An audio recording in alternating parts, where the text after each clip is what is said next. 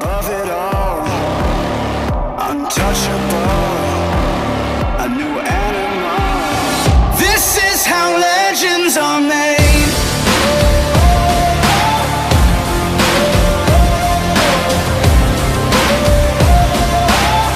This is how legends are made.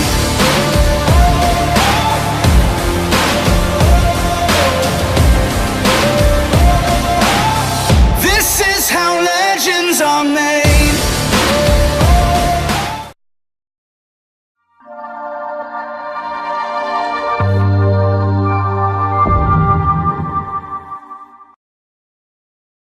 Hey guys, what's up? Welcome to another week of LSH Live. I am Jeremy LaRose. This is LSH Live, where we help you be a better rider every single week. This week, we are going to be focusing on our Colt Starting series. So this is Colt Starting 103 now. So we are graduating away from having our horse be on a lunge line, under control that way, moving into getting our horse to be off the lunge line, doing things on his own so that we can have Macy step out of the middle and give us free range of the arena. So we're taking a little bit of control away from our lunger, away from the middle of our circle, moving out to the outside, having me control more of the transitions and more of the things that are going on. At this point, Macy is mostly there for my safety. So if my horse decides to not go forward, if he decides to be naughty, then she's there making sure that he moves back up and keeps me safe. Because I'm a lot safer if my horse will move off softly than I am if he's standing still, running me into walls or pinning me against things, anything like that. Like, those are dangerous positions that I can't win at this stage of the game. So I don't have the tools that I need in order to fix those problems. So right now, I'm just hoping that he doesn't realize he's not on a lunge line and we can kind of get away with cheating through that a little bit.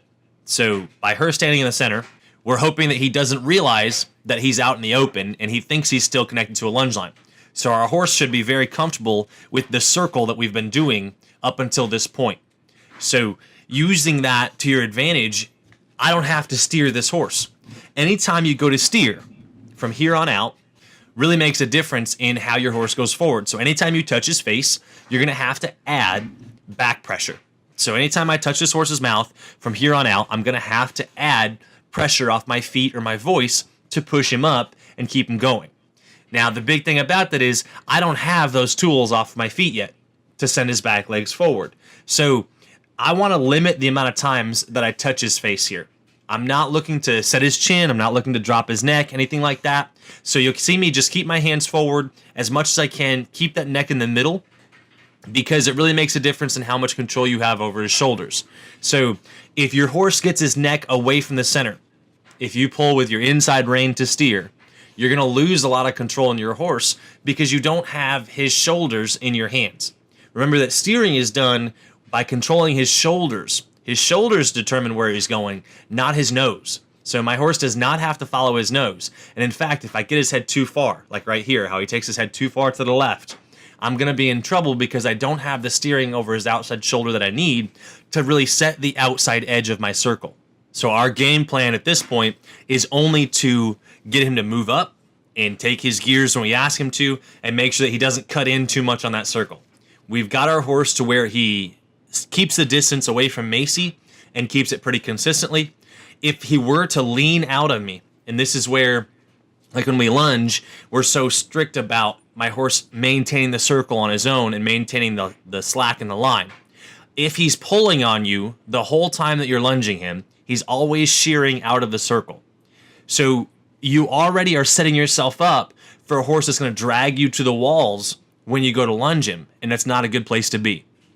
So we want to take all that lean out of our horse to where he's not yanking on you and pulling you all over the arena.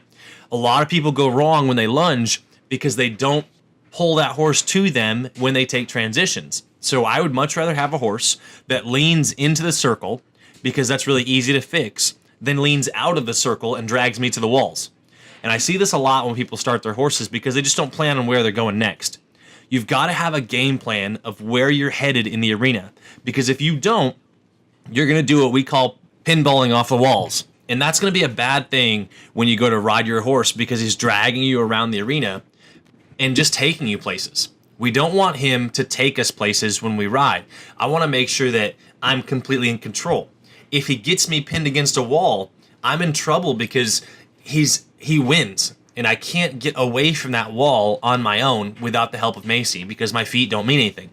So you see here, me bounce my seat a little bit, ask for that trot transition.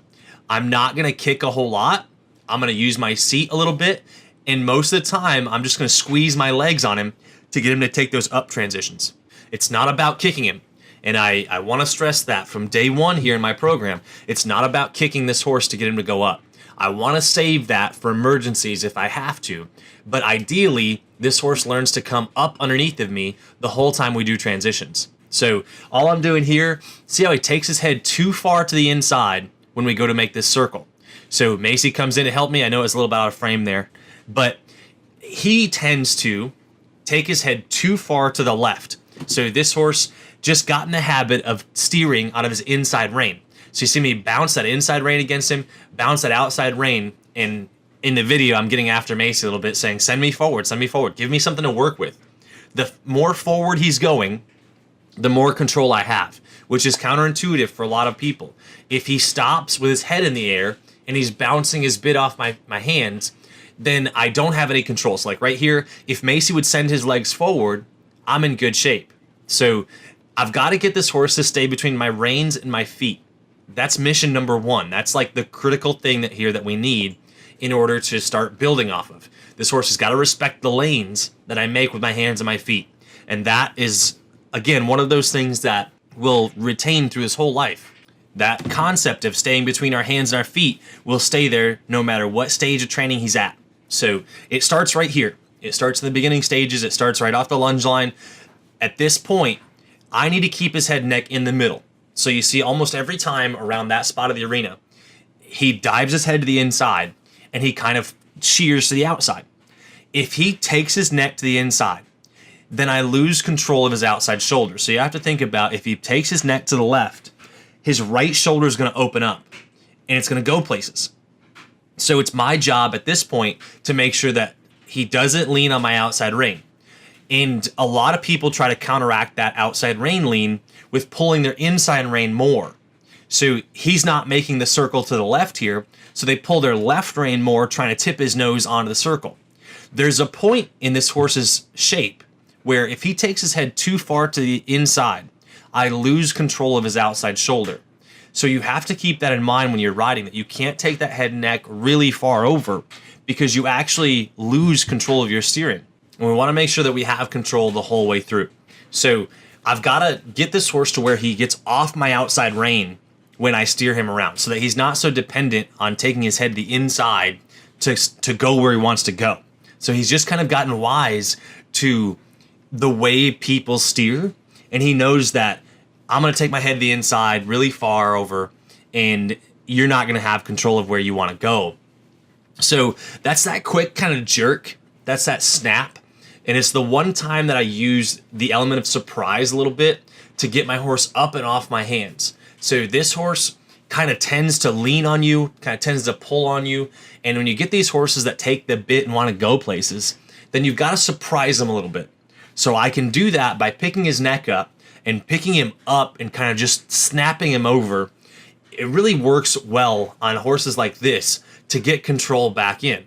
I'm obviously not going to outmuscle this horse. And we've talked before about how this horse is really confident and he wants to take you places. He kind of knows that he's bigger than you. And like right here, I lose control. So this is Macy's got to send me forward. So what I want to see is I had to kick a lot more than I wanted to right there. Macy was kind of timid about sending me forward. I wanted her in that situation to really just whip him. I mean, send the whip right at his hip and get him up and going places, because that's completely disrespectful, extremely dangerous position for me to be in. When a horse is just bouncing his head up like that and not wanting to go forward, I've got a problem on my hands. So that's a situation where your ground person really needs to help you out. And I mean, literally just like crack his hip with the whip. Don't like pop it in the air and threaten him. That's beyond the stage of threatening, and that's a dangerous situation. So I can keep myself safe out there a lot easier down the line by getting him up in that situation. He's got to know that my cluck means the same as the whip. So I want this horse to stay in motion. I don't want his legs to lock up. I don't want him to shut down on me. This is something that's a lot easier to do in a round pen than it is here in the arena. So for those of you that have round pens, you have a big advantage over us here in an open arena, but it's not something that's unmanageable, right? So I just have to learn to steer on this horse a lot sooner than I normally would. And by a lot sooner, I just mean like 2 or 3 rides. So he's got to learn how to get up and off my reins at the same time he's learning transitions, which is a little bit challenging and a little bit harder for him to figure out. So I've got to really reward him for doing it right and make sure that he knows the difference between doing it right and doing it wrong. So because I've been soft on this horse the whole way through, when I do snap him with my hands, it really means a lot. As long as he continues to go forward. So like when he does take his neck and go places with me, and lean his shoulders around and drag me around, as long as I have Macy there to send him forward, I'm in good shape. But you see how he twists his head right there when I go around here and I tell Macy, send me forward, send me forward, send me forward. And anytime he gets his head up, his back legs are not moving. So it's kind of your clue as a rider to say, is my horse doing that? Is it going to cause problems down the road? At this stage of the game, with what this horse is doing, I can't imagine trying to ride this horse without Macy in the middle for me, helping me out. I'm going to just build up too many bad habits, because you think about what are your options when he's got his neck up in the air and he's wanting to be naughty like that. You're going to have to kick him really hard. You're going to have to put spurs on. You're going to have to whip him with the reins. And he doesn't understand any of that stuff right now. So is he more likely or less likely to want to come out and do this job if every time he goes to lope off or do a transition, he gets whipped or he gets cropped or he gets spurred? So at this stage of the game, if you were to put spurs on this horse, I promise you he's going to kick out at your foot. I promise you he's just going to be naughty about it. And it's not a situation we want to get in. So I can avoid that whole problem, that whole series of issues, if I just leave Mace in the middle and work on my transitions now. So we've got to get our horse to where he takes the gears off my voice, off my closing my legs, and off my seat bouncing. That's our mission at this stage of the game. So I just need a horse that will take the transition easily. So when I'm riding him around, I'm always paying attention to how did he take the transition? How many steps did it take? How many kisses did it take? If it takes 5 kisses and half a lap to get loping, that's okay. I just make a note of it and I'll try to reduce that time next time. If the transition happens in a quarter of a circle or somewhere between a quarter and a half, I'm going to reward him. If it takes longer than a half, then my release wasn't good enough. My training wasn't good enough, and I'm going backwards, right? So every time I do this, my horse should get better and better. And it's one of those things that you've got to pay attention to and reward your horse for progress. That's why you see me petting him so much. That's why you hear me telling him good boy so much, because he's got to know when he's doing it right. That's my job as a teacher, is to reward him for doing it correctly.